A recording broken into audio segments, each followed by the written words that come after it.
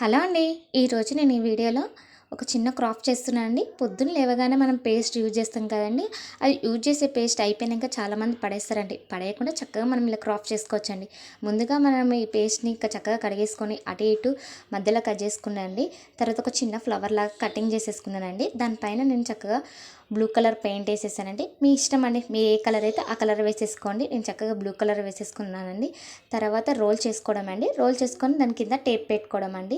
అది ఆగడానికి ఒక ఫ్లవర్ లాగా కనబడడానికి నేను టేప్ వేసేసానండి. చూడండి చక్కగా కనబడుతుంది. తర్వాత ఇంకో దానికి కూడా నేను ఆరెంజ్ అండ్ బ్లూ కాంబినేషన్లో కలర్ వేసేసుకున్నానండి. దానికి కూడా చిన్నగా టేప్ వేసేసానండి. మన పిల్లలు తాగే సిరప్ ఉంటుంది కదండి, ఆ సిరప్స్ తీసుకున్నానండి కిందటికి. దాని మీద ఒక చిన్న ఫ్లవర్ లాగా డిజైన్ వేసేసుకున్నానండి. మీ ఇష్టం ఉన్న ఫ్లవర్ లాగా ఏదో ఒకటి అది వేసేసుకొని తర్వాత దానిలో పెట్టేసుకున్నాను. చూస్తానని చాలా చక్కగా కనబడుతుంది. మన ఆర్టిఫిషియల్ లాగా ఇంట్లోనే కొంచెం స్మాల్గా కనబడుతుంది. బయట కొనే బదులు ఇలాంటి చిన్న చిన్న టిప్స్ యూజ్ చేస్తే మనం చక్కగా డెకరేషన్ చేసుకోవచ్చండి ఇల్లుని. Please subscribe my channel.